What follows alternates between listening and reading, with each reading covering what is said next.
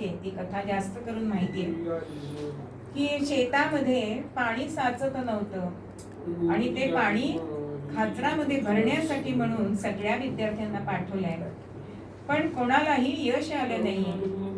हात हलवत परत आले, पण अरुणी मात्र आपल्या देहाचा बंधारा घालतोय आणि ते पाणी अडवून शेतामध्ये ते पाणी थांबतंय.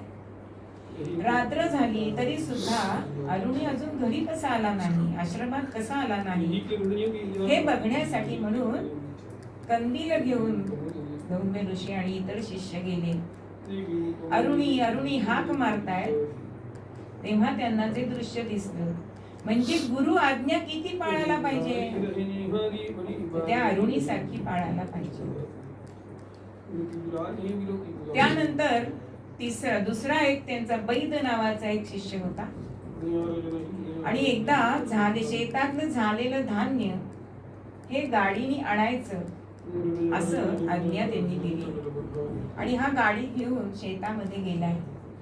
पण बैल पुढे चालेच ना, अडून बसला.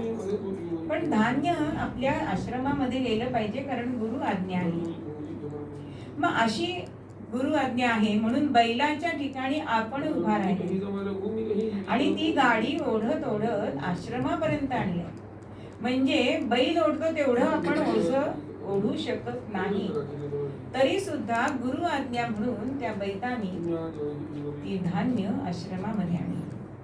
तेव्हा गुरु मनापासून त्याच्यावरती प्रसन्न झाले. आणि तिसरा शिष्य येतो त्यांचा, तो उपमन्यू.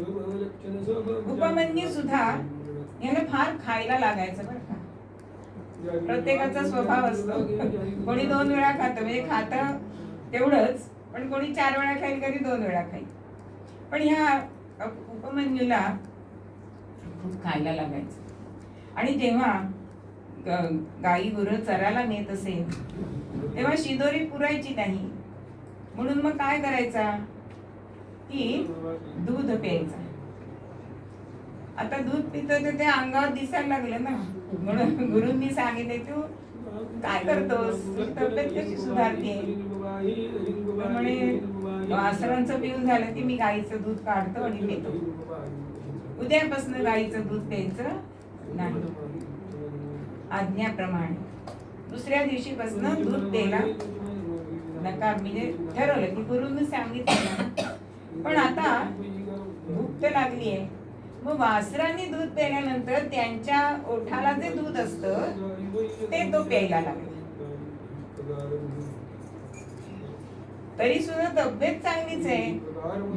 गुरु म्हणतात, काय करतोयस तू अजून, मी सांगितलेली आज्ञा पाळत नाहीयेस का.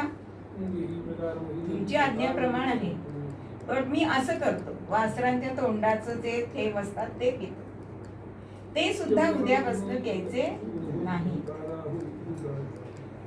आता काय करायचं, खायचं तर आहे.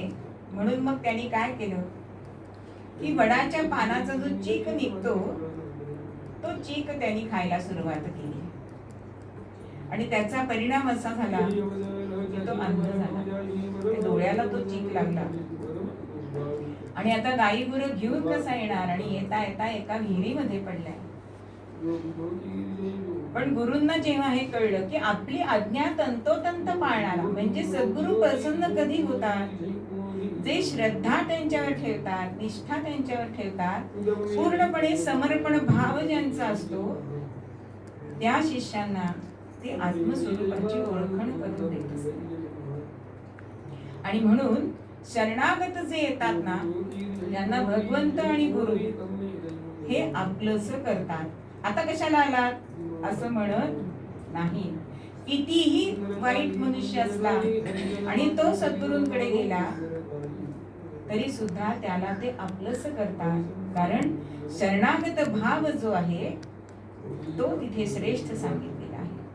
बघा, रामायणामध्ये आपल्याला दिसतं की रावणाची कितीतरी समजूत विभीषणाने घातली, पण त्यांनी ते ऐकलं नाही आणि भावाची साथ सोडून रामरायाशी शरणागत जेव्हा तो झाला तेव्हा त्याला रामाने चिरंजीव पद दिलं की नाही.